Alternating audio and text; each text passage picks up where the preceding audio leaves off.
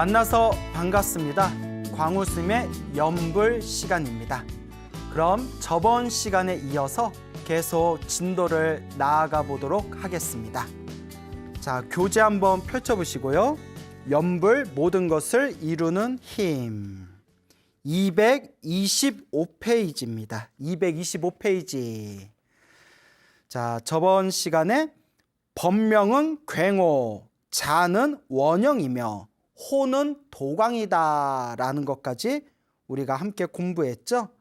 자, 그 밑 한번 읽어볼까요? 36세부터 정토의 기연이 성숙하여 연명 연수 대사와 운서 연지 대사 등 많은 정토 법문과 경전을 열람하면서 정토 연불 법문을 깊이 믿게 되었다. 자, 36세부터 정토의 기연이 성숙하였다. 여기서 한번 끊고요. 36세부터 자, 정토의 기연, 여기서 말하는 정토는 지금 우리가 공부하고 있는 연불 정토법을 뜻합니다. 간절하게 나무 아미탑을 연불을 해서 극락세계 왕생하기를 발언하는 연불 정토. 이 정토의 기연은 이제 인연이다 이렇게 해석하셔도 되겠습니다. 인연이라고도 해석을 해도 이제 무방하겠습니다. 그러니까 그동안 참선을 해서 마음의 깨달음을 얻으셨고 또 임재종의 법맥도 이으셨는데 36살이 되니까 이 정토 연불에 대한 인연이 이제 비로소 성숙하여 연명 연수 대사와 운서 연지 대사 등 자, 연명 연수 밑줄 한번 그어 보시겠어요? 연명 연수. 연명 연수 스님께서는 바로 이 정토 법문에 아주 유명하신 정토종의 큰 스님이십니다. 그리고 한 가지 특기할 만한 사항이 있다면 정토종의 큰 스님이시면서 선종 법안종의 큰 조사 스님이십니다. 그러니까 선종으로도 큰 스님이시고 연불하는 정토종으로도 큰 스님으로 추앙받는 분이 바로 연명 연수 스님이 되시겠습니다. 이제 연명은 호가 되고 연수는 법명이 되는 거겠죠. 연명 연수 스님. 이 연명 연수 대사께서는 저 북송 시대 때 스님이신데 원래는 그 나라의 관직을 맡고 있는 관리였다고 합니다. 그런데 나라인을 보면서도 마음속에 항상 자비심이 가득하였고 불심이 굉장히 깊으셨다고 합니다. 하루는 나라에 큰 흉년이 들게 되자 많은 백성들이 굶어 죽게 생겼다고 합니다. 그래서 이 연명 연수 스님께서 너무나 보다 못해서 자기가 가지고 있는 나라의 곡간을 열어가지고 이 나라의 곡간에 있는 쌀을 굶어 죽기 직전에 있는 백성들에게 이렇게 나눠줬다고 합니다. 비록 좋은 일이기는 하지만 나라의 허락을 받지 않고 나라의 곡간을 열어서 백성들에게 양식을 나눠줬기 때문에 사형 선고를 받았다고 합니다. 지금 우리 입장에서는 이해가 안 되지만 그 당시에는 그렇게 법률이 굉장히 엄격했나 봅니다. 나라의 곡간을 풀어서 죽어가는 사람들을 살렸다는 그 이유로 이제 사형에 처하게 되었는데 사형 선고를 받고 이제 사형 당하기 직전에까지도 이 연명 연수 스님께서 눈빛 하나 변하지 않고 마음이 고요하고 편안해 보이더랍니다. 그래서 사형을 집행하는 관리가 그 모습을 보고 너무나 놀라서 사형을 중지시키고 당신은 범상치 않은 사람이구려 내가 황제에게 다시 상소를 올리겠습니다 라고 하면서 사형을 집행하던 관리가 이제 좋은 말로 황제에게 다시 상소를 올립니다. 그래서 결국은 사형을 면하게 되었는데 그때 일을 계기로 아, 인생은 참으로 무상하구나. 차라리 머리 깎고 출가해서 도를 깨치겠다라는 마음으로 발심 출가를 하시게 됩니다. 그래서 처음에는 참선을 하셔가지고 이른바 법안종이라는 선종의 종파에 큰 깨달음을 얻으신 조사 스님이 되십니다. 그리고 깨달음을 얻으신 뒤에도 이분께서는 평생 동안 법화경을 독송하셨다고 합니다. 그래서 법화경을 수천 번을 독송하셨고 더욱 놀라운 것은 돌아가실 때까지 매일매일 나무 아미타불 연불을 하루에 10만 번을 연불 하셨다고 합니다. 하루에 10만 번. 근데 솔직히 저도 하루에 1만 번 연불하는 것도 하루 종일 걸리는데 어떻게 하루에 10만 번을 연불할 수가 있었을까요? 자, 어쨌거나 참선으로 깨달음을 얻으셨던 큰 스님이면서도 매일매일 법화경을 독송하시면서 평생 동안 수천 번의 법화경을 독송을 하셨고, 그리고 매일매일 돌아가실 때까지 나무 아미타불 연불을 매일마다 10만 번을 연불하셨던 그런 선종과 정토종의 큰 스님이 바로 이 영명연수 스님이 되시겠습니다. 근데 영명연수 스님과 재미난 이야기가 있습니다. 어느 스님께서 갑자기 죽어가지고 이제 저승에 가서 염라대왕을 만났다고 합니다. 염라대왕을 딱 만났는데 염라대왕 뒤에 어느 큰 스님 이렇게 초상화가 그려져 있다고 합니다. 그래서 염라대왕한테 저 뒤에 계신 스님의 초상화는 누구길래 염라대왕의 방에 저렇게 한가운데 걸려있는 것입니까? 라고 물어보니까 염라대왕이 하는 이야기가 이분은 바로 영명연수 스님이시다. 내가 지금까지 저 인간 세계를 보면서 영명연수 스님처럼 이 덕과 행이 원만하신 분을 내가 보지 못했다. 이 영명연수 스님은 지금 세상을 떠나서 저 나무아미탑을 극락세계에 계신다. 내가 이분을 너무 존경해가지고 이분의 초상화를 염라대왕 직무실에 걸어놓은 것이다 라고 했다는 그런 이야기가 이렇게 불교 기록에 전해져 오고 있습니다. 그만큼 선종의 큰 스님들과 정토종의 큰 스님들 사이에서도 여러모로 존경을 받는 그런 대선지식이 바로 영명연수 스님이십니다. 자, 그리고 그 다음에 운서연지대사라고 되어 있죠. 운서연지 밑줄 그으시고요. 보통 운서주갱 스님이라고 부릅니다. 운서주갱. 그래서 운서는 호고 주갱은 법명이고 연지는 별호입니다. 그래서 운서주갱 연지대사라고 부릅니다. 하여튼 옛날 중국 큰 스님들 이름 이르기가 참 힘들어요. 자, 이 운서주갱, 운서연지대사 이분도 젊었을 때 참선 수행을 열심히 하셔가지고 화두를 깨치셨던 큰 스님이십니다.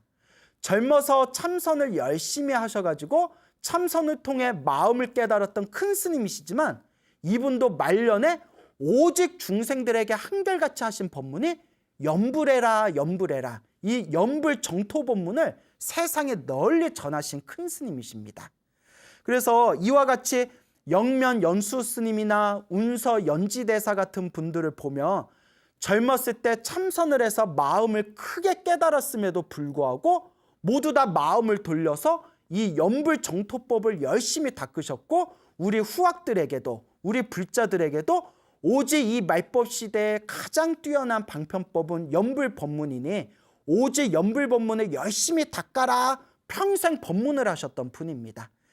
이런 것만 보더라도 참선보다 연불이 수준이 떨어진다라고 함부로 말해서는 안 됩니다.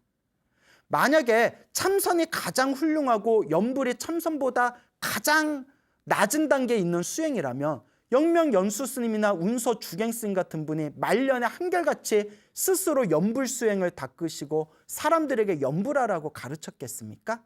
그래서 옛날 선지식들께서는 연불과 참선이 둘이 아니다라고 법을 설하셨는데, 이상하게 우리 한국 불교는 언젠가부터 참선은 위에 있고 연불은 수준 낮은 중생들에나 닦는 수행법이다라고 굉장히 비하하고 격하시키는 그런 이상한 풍조가 지금까지 좀 이어져 오고 있습니다. 그래서 제가 일부러 마음을 내가지고 이 연불 정토 법문을 여러분들에게 전달하고자 하는 이유는, 이 연불 정토 법문을 제대로 공부해보면 옛날 참선하던 큰 스님들도 한결같이 닦으셨던 정말 훌륭한 방편법인데, 오늘날 사람들이 너무 우습게 여기고 이 연불 정토법에 대해서 올바른 이해를 갖추지 못한 분들이 너무나 많은 것이 안타까워서 제가 이렇게 연불 정토법에 대해서 제가 많이 부족하고 미력하지만 여러분들에게 이 정토법을 설하게 된 겁니다.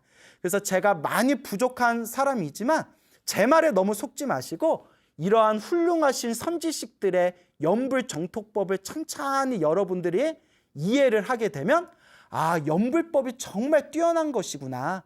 이 말법시대 중생들에게 가장 훌륭한 수행법 중에 하나가 바로 이 염불법이구나라는 것을 여러분들이 깨닫게 되실 겁니다. 하여튼 참선 선종의 큰 스님이셨던 연명연수 스님이나 운서주갱, 연지대사 같은 분들이 참선을 통해서 마음을 깨달았는데도 평생 염불법문을 닦은 것을 본다면 아, 염불법문은 절대 수준이 떨어지는 가르침이 아니다. 이 염불법문은 아주 뛰어나고 훌륭한 가르침이구나.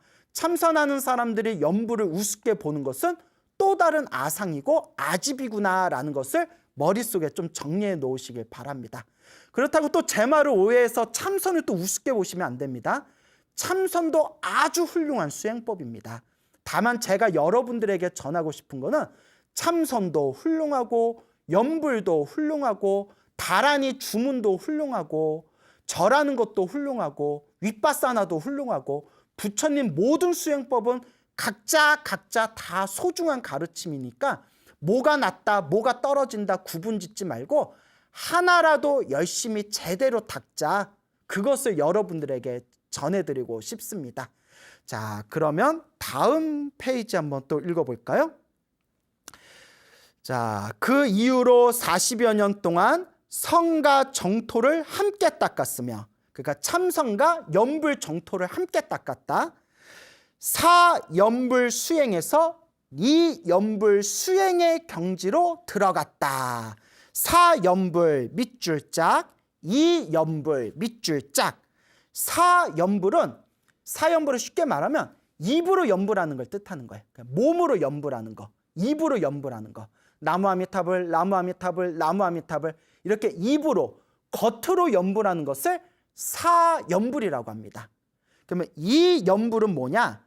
사염불이 깊어지면 입으로 하는 염불이 아니라 정말 마음으로 하는 염불입니다. 마음이 하나로 모아져서 마음으로 하는 염불이 바로 이 염불이 됩니다. 그래서 사염불, 이염불 너무 따질 필요 없이 그냥 자꾸 염불하고 염불하다 보면 저절로 마음에서 염불이 되는 깊은 경지를 체득하게 될 것이다 라고 명심하시면 되겠습니다. 자, 계속 읽어볼까요? 이것은 바로 연수대사께서, 연수대사 앞에서 말씀드린 연명연수대사 뜻하는 겁니다. 연명연수대사께서 사료간에서 다음과 같이 말씀하신 것과 같다. 사료간, 이 연명연수라는 스님께서 이제 수많은 글을 저술하셨는데 그 중에 사료간이라는 글이 있습니다. 그 사료간이라는 글에 보면 이런 구절이 나온다고 합니다. 선이 있고 정토가 있으면 마치 뿔을 가진 호랑이와 같이 현세에서 사람의 스승이 되고 내세에는 부처님과 조사가 될 것이다. 아까도 말씀드렸죠? 연명연수 스님은 선종 중에 법안종이라는 곳에서 참선을 해서 깨달음을 얻으셨던 조사 스님이시면서 평생 동안 법화경을 독송하셨고 나무아미타불 연불을 하루에 10만 번을 외우셨다고 합니다. 그렇기 때문에 연명연수대사께서 항상 주장하시는 게 무엇이었냐면 참선과 연불을 함께 닦아라 라는 법문을 자주 하셨다고 합니다. 그래서 여기에 보면 선이 있고 정토가 있으면 이라는 뜻은 선이 있고 할 때 선은 참선을 뜻하는 겁니다. 참선이 있고 정토가 있으면 할 때 정토는 뭘까요? 그렇죠. 염불 정토법을 뜻하는 겁니다. 염불 정토, 나무아미타불 염불 정토. 그래서 참선 수행도 하고 염불 정토 수행도 같이 닦으면 무엇과 같다? 뿔을 가진 호랑이와 같다. 호랑이인데 뿔을 가진 호랑이. 호랑이 중에서도 가장 특별한 능력을 가진 호랑이. 그러니까 아주 극상의 표현이죠. 그래서 참선도 하고 연불 정토도 닦는 사람이라면 현세에서 이번 생에는 사람의 수많은 사람들의 스승이 될 수 있을 것이고 내세 다음 생에는 부처님과 조사가 될 것이다.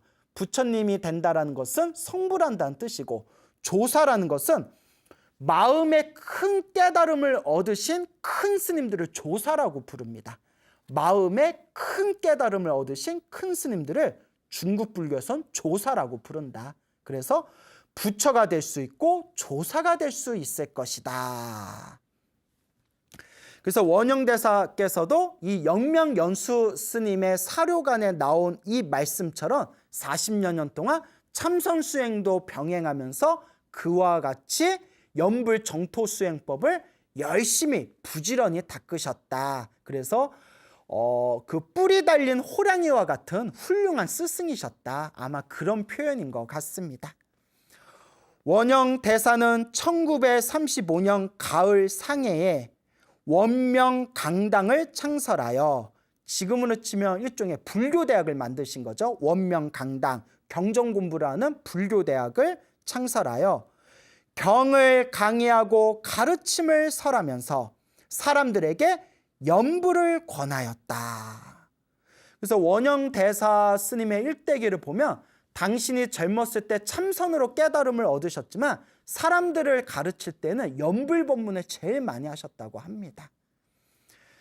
일찍이 아미타경 요해, 아미타경, 무량수견, 관무량수경, 대승기실론, 대세지 보살 연불 원통장, 성암대사 권발포리 신문 등 많은 정토법문의 경론을 강의하였다. 그리고 여기에는 안 나오는데 이 원영대사께서 또 가장 깊이 연구하신 학문이 능엄경이라고 합니다. 이 능엄경을 옛날부터 중국 불교의 스님들이 가장 좋아했던 경전이 능엄경이라고 합니다. 능엄경이라고 하는데 이 능엄경이 굉장히 어렵기로 유명합니다. 그래서 한국 불교에서는 능엄경을 가리켜서 차돌 능엄이다라고 이야기를 합니다. 차돌 능엄. 차돌이 뭐냐? 단단한 돌덩어리 있지 않습니까? 그래서 능엄경의 가르침이 너무나 딱딱해가지고 도저히 이해가 안 돼서 능엄경을 공부하는 것은 차돌을 씹는 것 같다라고 표현해서 차돌 능엄이라고 부를 정도로 아주 어려운 경전이 능엄경인데 이 원영대사께서 능엄경에 굉장히 밝으셨다고 합니다. 그러니까 젊었을 때 참선으로 깨달은 바도 있으셨고 능엄경같이 어려운 경전과 수많은 교학에 아주 박학다식하셨고 또한 계율도 아주 청정하셨던 이 원영대사께서 한결같이 하셨던 법문이 바로 연불 정토법문이다. 이것을 꼭 기억해 두시기 바랍니다. 아울러 위의 경론들을 세상에 유통시키면서 중생들을 유익하게 하였다. 이 권수연불 법문은 권수연불 법문 밑줄 쫙 그어주세요. 그 옆에다 별 3개 뿅뿅뿅 달아주세요. 권수연불 법문은 자, 이 권수연불 법문에 바로 여러분들이 보고 있는 교재 연불 모든 것을 이루는 힘의 원래 제목이 권수연불 법문입니다. 그래서 권수, 권은 권하다, 당신에게 권하다, 권유하다라는 뜻이고요. 수는 닦을수라는 뜻이에요. 닦을수. 그래서 연불 법문, 연불 법문을 닦기를 권하다라는 뜻입니다. 그런데 권수연불 법문 하니까 내용이 너무 딱 어렵게 느껴지잖아요. 권수연불 법문. 그러니까 우리가 이걸 진지하게 고민해 봐야 돼요, 여러분. 제가 많은 불자님들하고도 대화하고 또 우리 많은 청년 불자들하고도 대화하는데 많은 사람들이 불교에 굉장히 큰 벽을 느껴요. 그래서 많은 분들이 불교에는 관심이 있는데 불교에 대해서 뭔가 공부하려고 하면 굉장히 벽을 느끼고 답답함을 느껴요. 가장 큰 이유가 한문불교예요. 한문불교. 여러분 원래 한문이 굉장히 어려워요. 여러분 한문이 엄청나게 어렵습니다. 한문이라는 게 또 말하려니까 제가 또 답답하고 화가 나네요. 저도 한문 공부하면서 고생을 엄청 많이 했거든요. 한문이라는 게 특징이 뭐냐면 이 한자, 한문이라는 게 뜻을 압축시키는 버릇이 있어요. 뜻을 이렇게 함축시키는 버릇이 있기 때문에 예를 들어서 10글자로 표현해야 되는 문장을 3글자나 4글자나 5글자로 줄여버리는 거예요. 왜 그러냐 하고 알아봤더니 옛날에는 종이가 귀했기 때문에 최대한 종이의 그 칸을 아끼기 위해서 최대한 글자를 줄여서 쓰는 버릇이 옛날부터 있었대요, 한문은. 그러다 보니까 뜻을 자꾸 줄이다 보니까 이게 웬만큼 한문을 읽으면 배경의 뜻을 알지 못하면 이해가 잘 안 되는 거예요. 그리고 한문이 더 미치고 팔짝 뛰겠는 게 뭐냐면 중간에 어디다 점을 찍냐에 따라서 한문의 뜻이 완전히 바뀌어버립니다. 우리가 흔히 하는 장난 있지 않습니까? 아버지가 방에 들어가신다를 띄어쓰기를 다르게 하면 어떻게 되죠? 아버지 가방에 들어가신다 이렇게 되지 않습니까? 한문이 그게 굉장히 지나쳐요. 중간에 점을 어디다 찍냐에 따라서 아다르고 어다르고 완전히 변하게 됩니다. 또 한문은 조사가 없어요. 조사가. 모모는, 모모의, 모모가 뭐 이렇게 조사가 없다 보니까 어떤 게 주격이고 어떤 게 목적격인지 복잡한 문장을 보면 굉장히 헷갈릴 때가 있어요. 좀 단순한 문장은 이 단어가 어느 위치에 있냐에 따라서 뭐 주격, 목적격, 서술격이 딱딱 분간이 되는데 되게 어렵게 꼬아서 쓴 문장을 보면 어디가 주어고 어디가 목적어고 어디가 수로인지 막 뒤섞일 때가 있습니다. 정말 한문이 어려워요. 아니 공부하는 스님들도 한문이 이렇게 어려운데 우리 일반 불자님들은 얼마나 더 어렵겠어요. 그래서 한국 불교가 무너지고 있는 그런 현상 중에 하나가 지나치게 어려운 한문식 불교도 한 몫을 담당하고 있다. 저는 이런 생각이 듭니다. 그래서 자꾸 좀 한국 불교가 변해야 돼요. 그리고 자꾸 이제 어려운 말 그만 쓰고 자꾸 이제 쉽게 전달을 해야 됩니다. 그렇기 때문에 우리가 이 한국 불교에서 어떻게 이 부처님의 소중한 가르침을 세상에 널리 전해야 될지 끊임없이 고민해 봐야 된다. 이야기하다 제가 갑자기 열이 났네요, 여러분. 어쨌거나 권수 연불법문 하면 뭔가 내용이 딱 어렵잖아요. 물론 우리 스님들은 한문 공부를 많이 했으니까 요 정도는 쉽게 해석이 되거든요. 연불법문 닦기를 권한다. 그래서 연불법을 닦기를 권하는 글, 문장 이렇게 해석이 되는데 일반인들은 어렵게 생각하니까 요 우리 번역하신 각상 거사님께서 아주 매끄럽게 이렇게 번역을 하셨어요. 연불, 모든 것을 이루는 힘. 훨씬 이해가 잘 되죠. 그래서 우리 한국 불교에 있는 한문식 어투, 한문식 표현도 쉽게 한글 세대한테 전달할 수 있는 그런 이야기로 자꾸 변화가 돼야 됩니다. 제가 다시 한번 말씀드리지만 불교는 원래 어려워요, 여러분. 불교 용어 자체가 원래 어렵습니다. 원래 불교 교리가 어려운데 가뜩이나 어려운 불교 교리를 자꾸 한문투로 설명하다 보면 사람들은 불교 교리에 대해서 자꾸 호기심을 이제 잃어버리게 된다. 그러니까 한글 세대에 맞춰서 자꾸 쉬운 법문으로 우리가 다가가야 된다. 이제 그런 생각이 듭니다.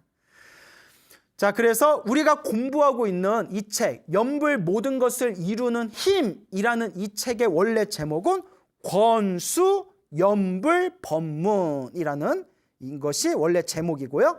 이 권수 연불 법문은 원영 대사가 62살 때, 그 비교적 말년이시죠. 60살을 넘었으니까 62살 때 원명 강당에서 강의하신 것을 정리한 것이다.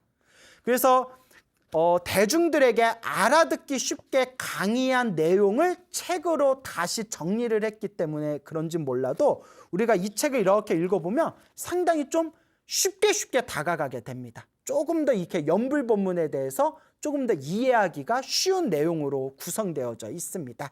여러분들이 이제 자꾸 읽어보시면 그 묘미를 아시게 될 겁니다. 그리고 이제 중간중간에 어려운 내용들이 있으면 이러한 어려운 내용들은 여러분들이 저와 함께 공부하시면 하나하나 이해가 되실 테니까 모르는 내용은 어떻게 하면 된다?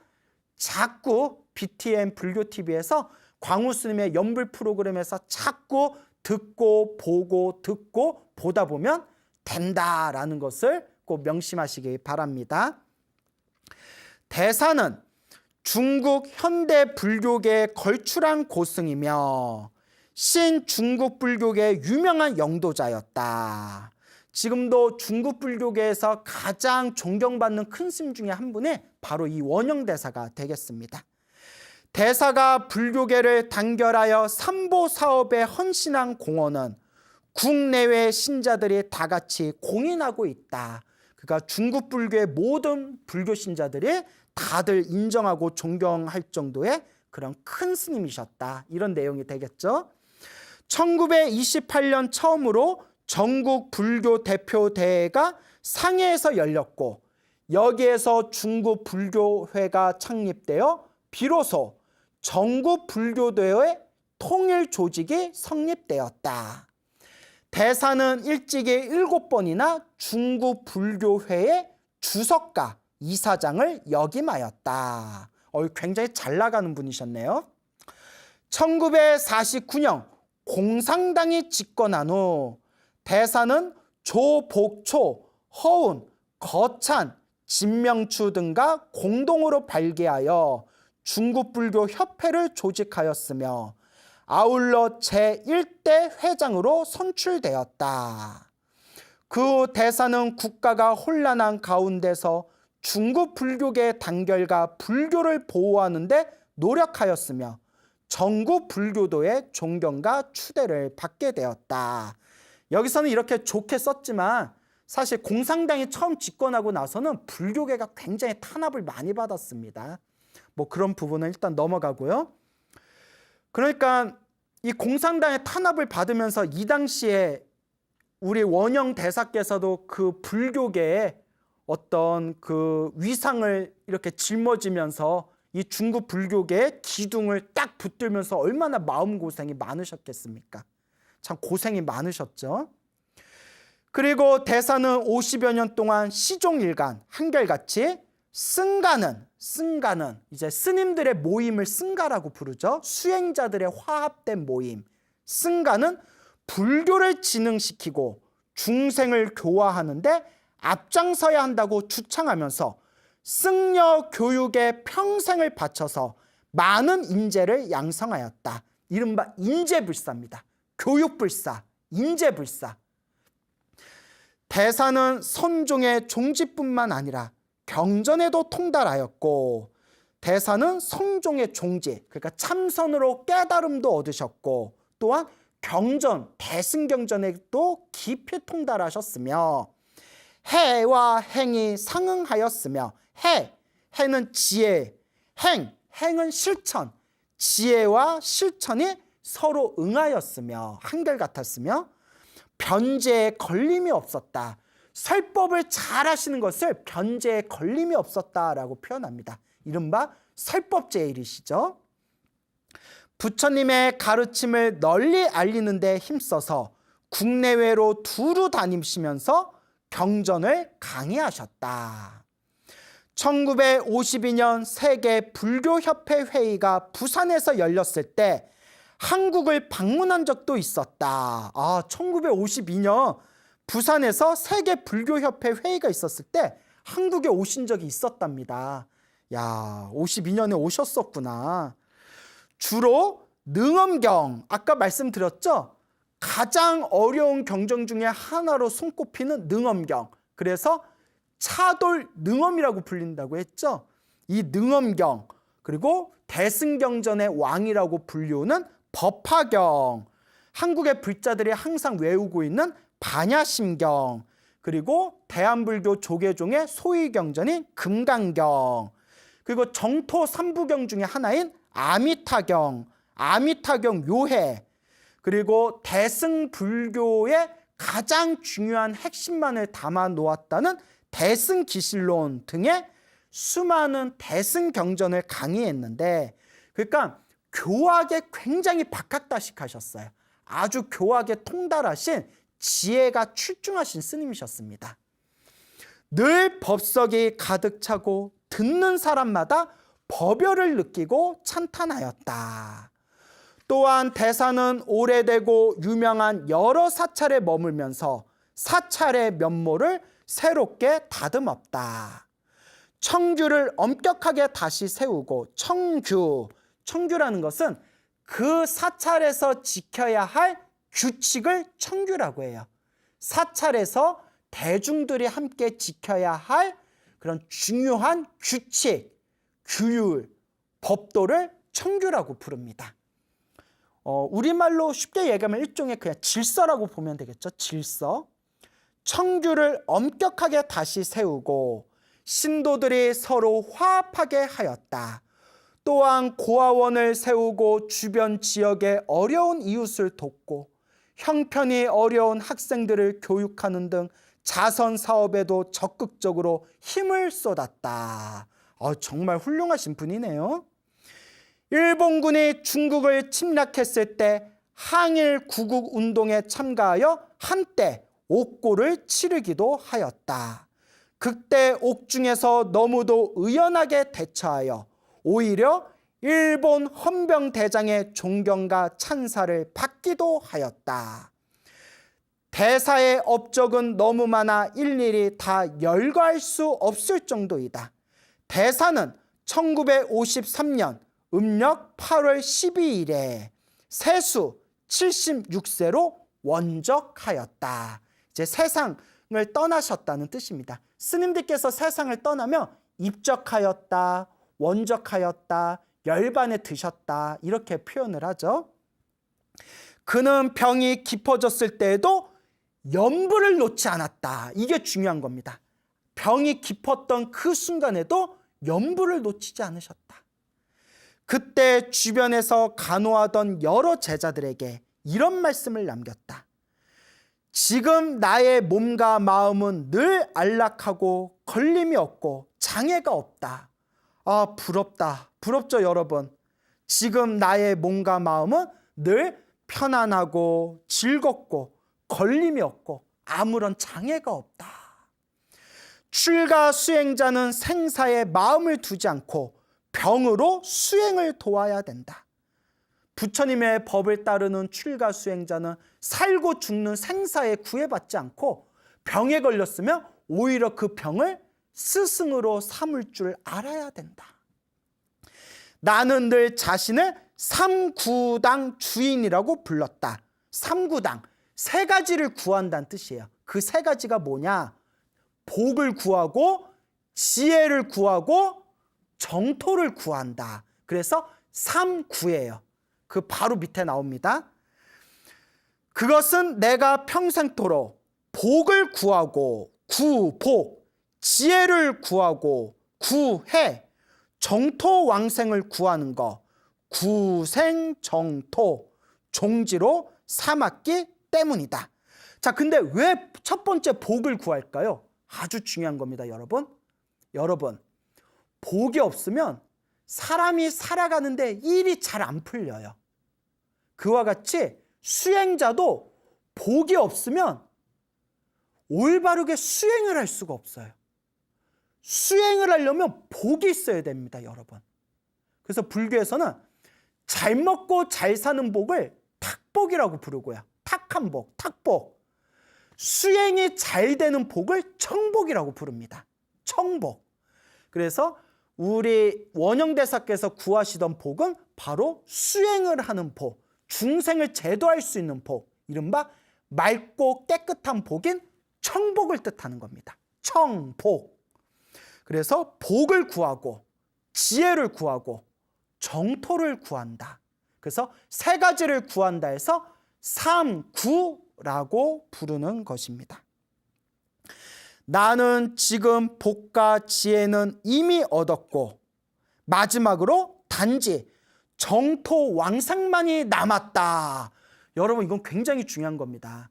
흔히 우리가 참선하는 사람들이 말하기를 마음만 깨치면 그 자리가 극락인데 뭐하러 죽은 뒤에 정토왕생을 구하냐, 이런 말 하시는 분들이 많거든요. 절대 그렇지 않습니다. 자, 여기서 우리 원영대사께서는 중국 임재종 40대 조사이시면서 참선으로 마음을 깨달았음에도 불구하고 제자들에게 뭐라고 말씀하셨죠? 나는 이제 마지막으로 극락세계 왕생하기만을 구한다. 정토에 왕생하기만을 구한다라고 말씀하십니다. 참선에서 마음에 자그마한 경지를 얻은 것 같고 마치 내 공부가 끝났네. 이런 사람을 증상만이라고 부릅니다. 큰 아상과 암안에 빠진 사람들입니다. 세세생생 닦아서 저 부처님과 똑같은 지혜와 자비와 복덕과 신통을 얻기를 우리가 항상 발언해야 됩니다. 모든 중생 다 제도하겠습니다. 모든 번뇌 다 끊겠습니다.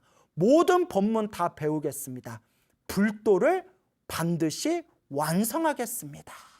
그리고 불도를 완성할 수 있는, 성불할 수 있는 가장 좋은 수행 장소가 바로 저 성불학교 아미타 극락세계가 되겠습니다. 여러분, 너희들도 이 세 가지를 구하는 것으로 수행에 지침을 삼도록 하여라. 뿐만 아니라 더 많은 출가 수행자와 재가 수행자들도 이 세 가지 복을 구하고 지혜를 구하고 열심히 연불해서 다음 생에 나무아미탑을 극락세계 정토에 왕생하기를 구하라. 이 세 가지를 구하는 것으로 불법의 진정한 종지로 삼기를 바란다. 그러니 여러분, 이 방송을 보고 계신 여러분들께서도 이와 같이 큰 스님들께서 돌아가시기 전에 간곡하게 말씀하신 이 세 가지를 구하겠다는 마음을 절대 놓치지 마시기 바랍니다. 지금 이 순간 마음으로 결심하시기 바랍니다. 나는 반드시 복을 완성하겠다. 나는 반드시 지혜를 완성하겠다. 나는 반드시 목숨이 닿은 뒤에 아미타 극락세계에 태어나기를 발언하겠다. 꼭 명심하시기 바랍니다. 대사는 말을 마친 후 개송을 읊었다. 오직 중요한 일이 하나 있으니 오로지 아미탑을 연불하여 극락정토를 구하여 상품의 자금대에 왕생하는 일이네. 어느 날 저녁 제자들이 대사를 위하여 조념 연불하고 회양을 하고 난 뒤였다. 조념 연불은 이제 도울 조자입니다. 도와주다. 연불하는 것을 옆에서 도와주는 걸 조념 연불이라고 합니다. 그러니까 몸이 아프거나 돌아가시는 분 옆에서 나무아미탑을 같이 연불하면서 도와주는 것을 조념 연불이라고 합니다. 대사는 그들을 침상 가까이 오라고 부르더니 이런 부촉을 남겼다. 너희들이 연불할 때 늘 마음을 안으로 거두고 생각을 깨끗이 하여 자성을 알아야 한다. 자기 성품, 자성을 알아야 한다.